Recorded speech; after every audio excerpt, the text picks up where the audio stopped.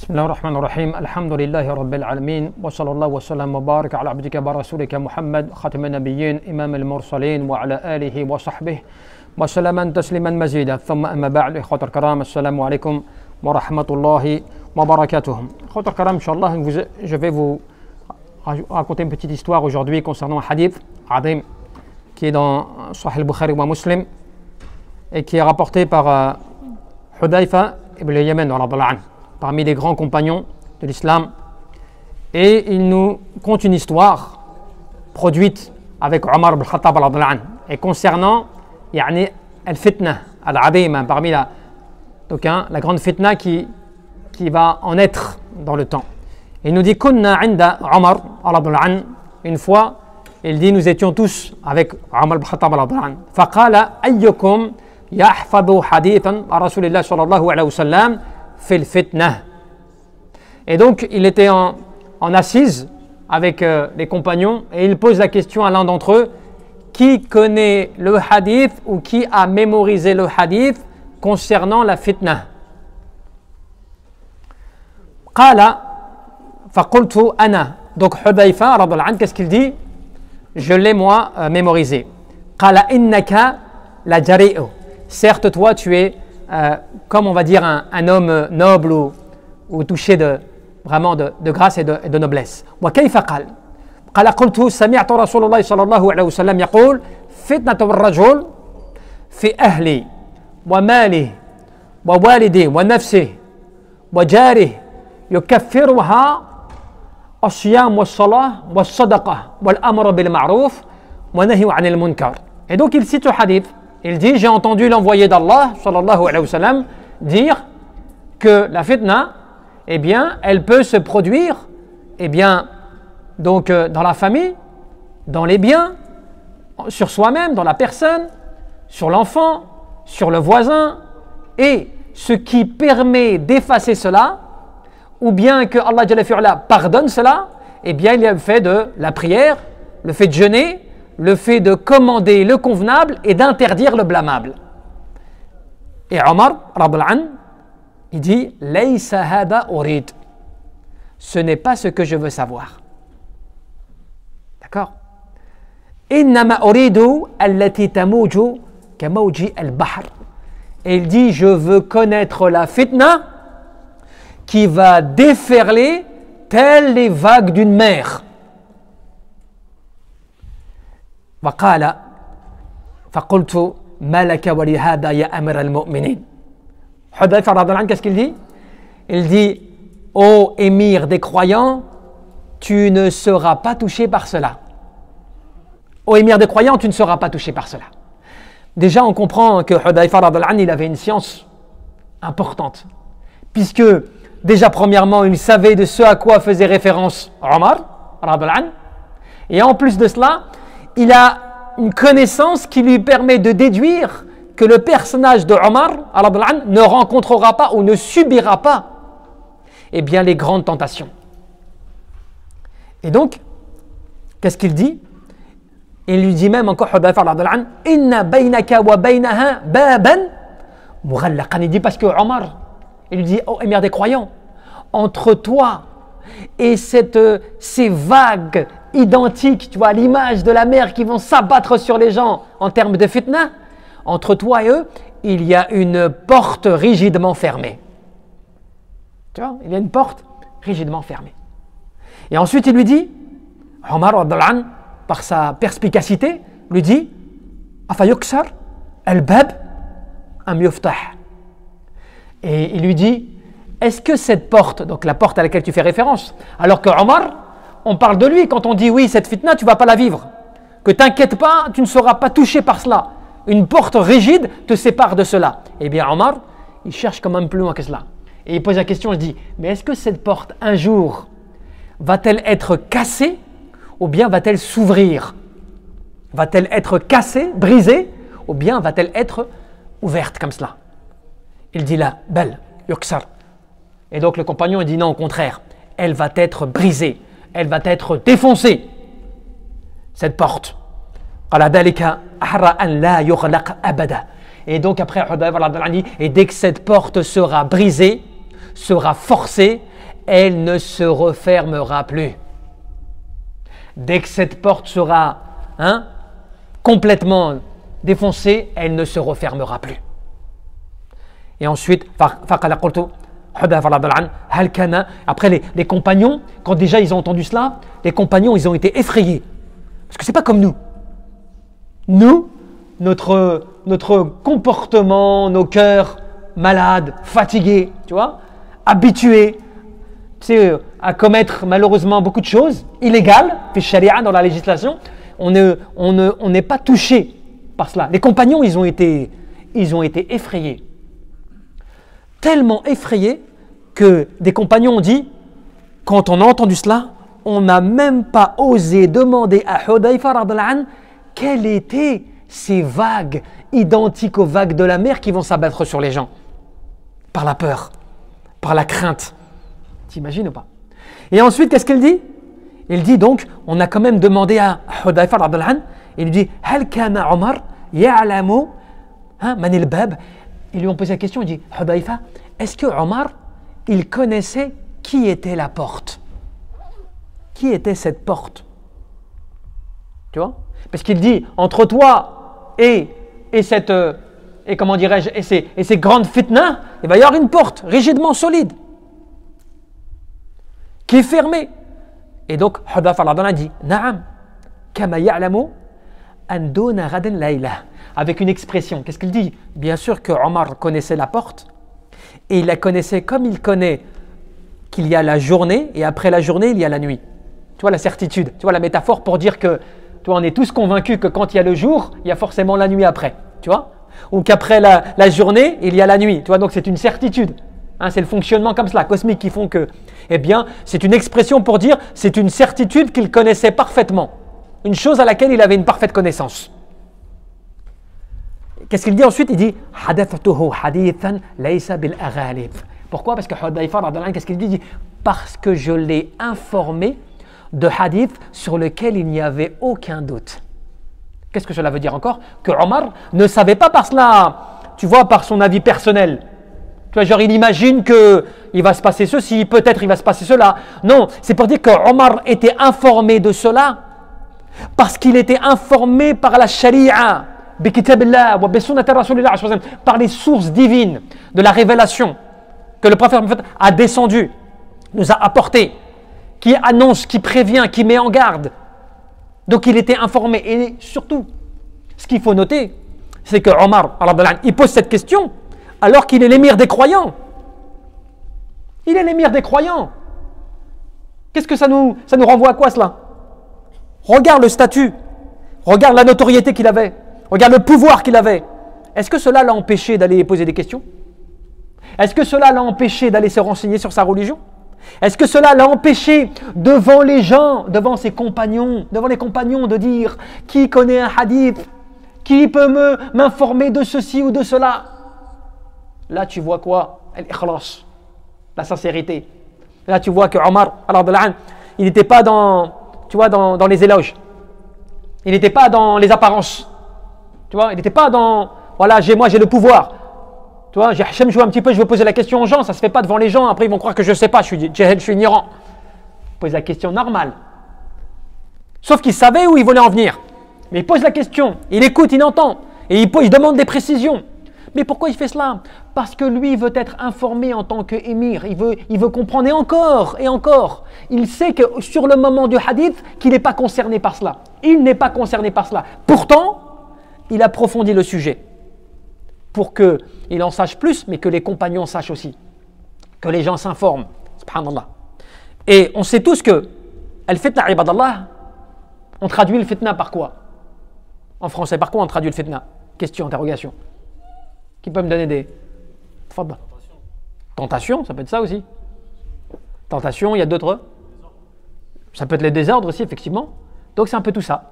Les tentations, le désordre, les épreuves, tu vois, les calamités, tu vois, les malheurs, tu vois, donc tout cela, ça fait partie de al-fitna. Fitan, qui est le jam' de fitna, eh bien c'est tout ce qui va, d'une certaine manière, apporter des choses négatives. C'est pas, par exemple, tu dis, ah, mashallah, j'ai été touché par une fitna, elle était trop bien. Tu ne peux pas dire cela. Ou si ton cœur, il est vraiment malade. Tu vois, ton cœur, il est vraiment malade. Et toi, l'épreuve qui te touche, ou le fait que tu es tombé dans un grave péché, ou le fait que tu as subi une calamité qui t'a même apporté, imaginons, tu as joué au tiercé ou tu as joué au loto, hein, tu as gagné 500 000 euros. Et tu dis, Alhamdulillah, je suis riche maintenant aujourd'hui, tu vois, tu es heureux. Mais c'est une fitna, c'est une fitna. Tu vois, tu as été touché par une épreuve, par une calamité qui, toi, te rend heureux mondainement, sans te rendre compte de ce qu'il en est derrière.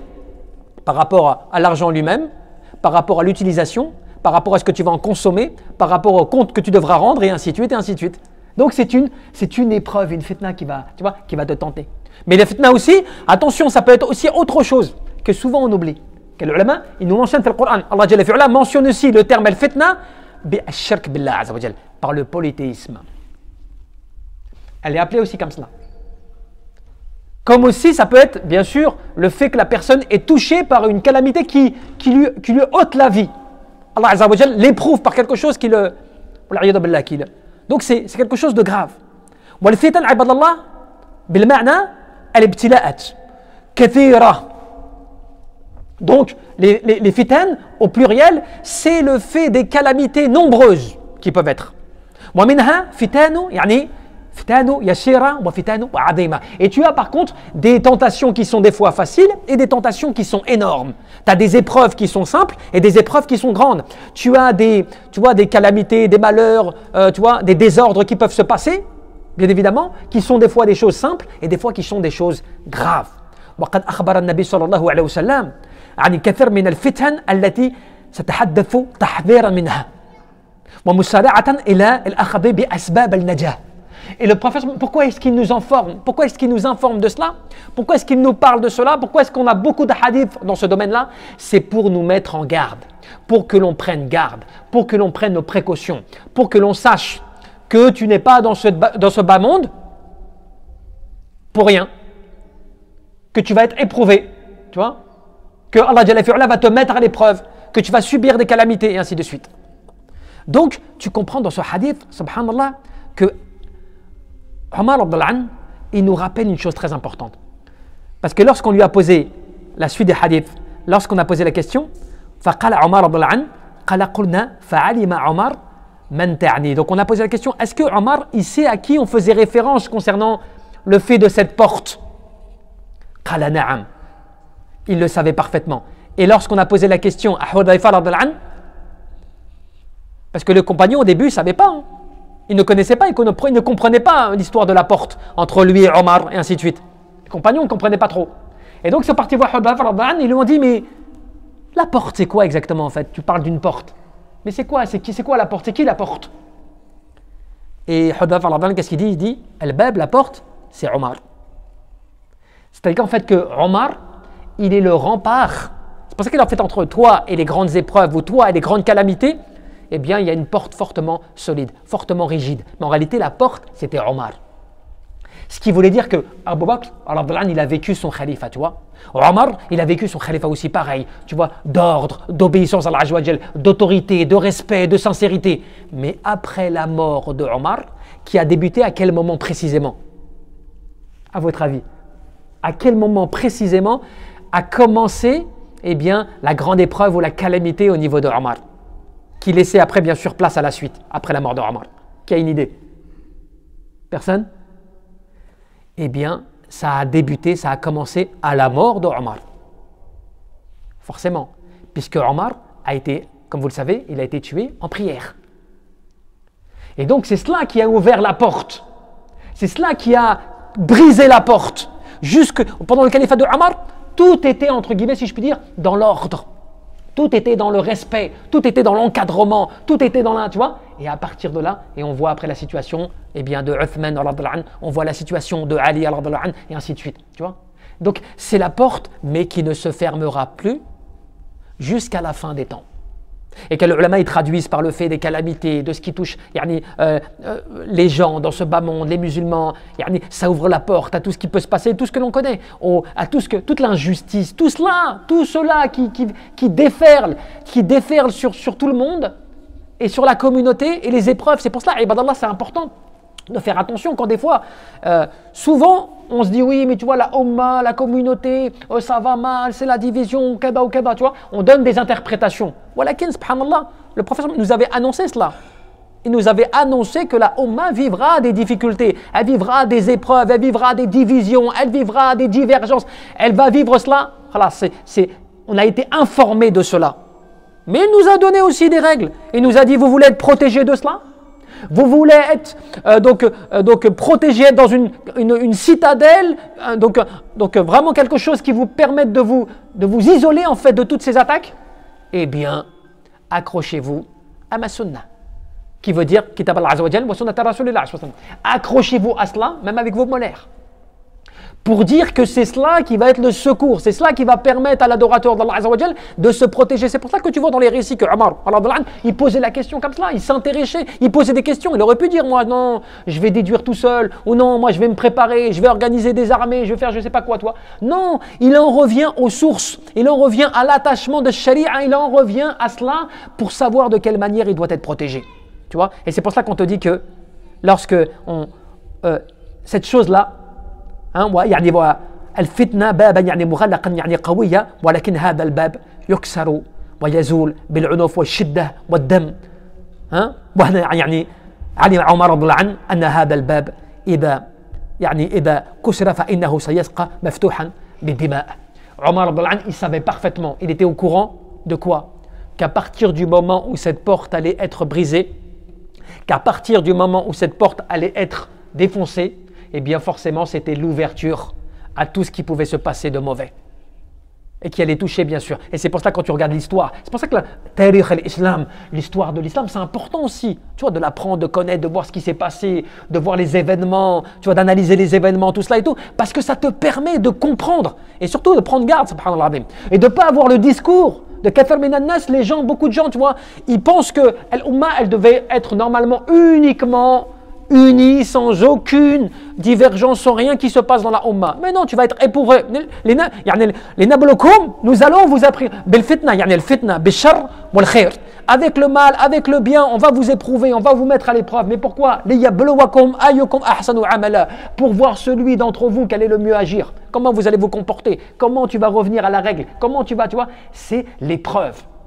Sachant qu'au début, tu vois le hadith du début, tu vois, l'épreuve sur la famille, sur la femme, sur les enfants, sur les parents, sur tout cela, sur l'argent, sur le voisin, tout cela, c'est des épreuves qui sont les épreuves simples. Mais comment tu vas te protéger de cela? Par les invocations, les du'a, les sadaqat, par le fait de l'amr bil ma'ruf wa nahy anil munkar. Tout cela va te pardonner un peu les péchés ou les épreuves ou ce que toi tu vis qui te fait causer du tort. Parce que comment tu traduis, rapidement, comment tu traduis le fait des épreuves dans la famille, dans l'argent, sur soi-même, sur tout cela? Comment tu les traduis? Par le fait que ton cœur il peut pencher vers cela, que tu peux oublier Allah Azza wa Jal, que tu peux négliger ton dîn. Par exemple, ce que tu as comme argent peut te faire négliger tes prières, négliger la mosquée, par exemple, tu vois. Ou bien, tes enfants peuvent te faire oublier, tu vois, le rappel d'Allah subhanahu wa ta'ala, l'éducation, ainsi de suite. Donc tu vas être éprouvé par cela. Et puisque tu ne peux pas contrôler tout, tu n'as pas la capacité de tout contrôler, comment tu vas faire? Eh bien, tu vas essayer de faire beaucoup de ta'at, beaucoup d'obéissance à Allah Azza wa Jal. Et cela, ça va corriger tes défauts, ça va corriger tes manquements, et ça va même t'excuser tes péchés. Donc cela, ça concerne al-fitna, la petite épreuve ou petite calamité, tu vois, qui peuvent te toucher dans ces domaines-là. Mais la grande épreuve, celle qui est vraiment les grandes tentations, les grandes, tu vois, les grands examens, si on peut dire, eh bien, c'est ceux qui viennent avec le temps, qui, tu vois, de plus en plus, bien évidemment, avec le temps et ainsi de suite. Et surtout cela jusqu'à la fin des temps, où cela va s'aggraver encore plus, au point qu'il y a un effet de donia dans ce bas monde. L'épreuve sera tellement terrible pour la personne, que lorsqu'elle passera près d'une tombe, elle dira, oh Allah Azza wa Jalla, oh si je pouvais être à la place de cette personne dans la tombe. Pour dire que tellement les calamités seront trop lourdes à supporter et la résistance par rapport au din et tout sera une grande épreuve qui va nécessiter beaucoup de patience. Tu vois? C'est important donc de revenir, Inch'Allah, de voir et d'analyser, tu vois, les hadiths comme cela et pour comprendre un petit peu, tu vois, qu'il n'y a pas d'excuse. Quel que soit ton statut social, quel que soit ton pouvoir, quel que soit qui que tu sois, tu as une obligation normalement de t'intéresser à ton dîn, à ce qui pourrait te causer du tort, à ce qui pourrait te causer du mal. C'est-à-dire tu dois connaître l'unicité d'Allah Azza wa Jal quand tu dois connaître aussi ce qui s'y oppose. Tu dois connaître le bien quand tu dois connaître aussi le mal. Quand tu vas au Hajj, tu dois connaître les wajib, les obligations du Hajj, mais tu dois connaître aussi ce qui va t'annuler ton Hajj si tu le fais. Tu vois? Pareil pour l'argent, tu sais comment tu dois gagner ton argent, mais tu dois savoir aussi comment. Il faut que tu fasses attention à ne pas prendre de l'argent haram. Rappelez-vous, Omar, il a interdisé aux gens de faire du commerce, ils ne connaissaient pas ahkam, les règles de la vente. Subhanallah, pour vous dire. Donc aujourd'hui, on est dans une époque où eh bien, on fait juste ce qui nous intéresse et on cherche à savoir uniquement ce que l'on doit faire sur le moment, sans savoir ce qu'il en est à côté. C'est pour cela, subhanallah, qu'on fait beaucoup de choses qui sont contradictoires. Beaucoup de choses qui, subhanallah, tu fais un khair, tout de suite après tu fais un mal. Tu dis une bonne parole, après tu dis quelque chose de contraire. Tu vois? Des fois, tu exprimes des choses qui peuvent être graves pour ta aqidah, pour ton dogme de croyance, et ainsi de suite. Pourquoi? Parce qu'on ne cherche pas à savoir le bien et qu'est-ce qui s'oppose au bien. Tu vois? Et le mal, et qu'est-ce qui peut l'atténuer. Et bien là, tu as les preuves dans les hadiths. Comment eux s'intéressaient, comment les compagnons étaient curieux, comment ils avaient la connaissance de la recherche, comment ils s'inquiétaient pour leur religion, ainsi de suite. Tu vois? Wallahu a'lam, tabaraka wa ta'ala, an yarzuqana al-ikhlas fil qulub wal amal wa niyya.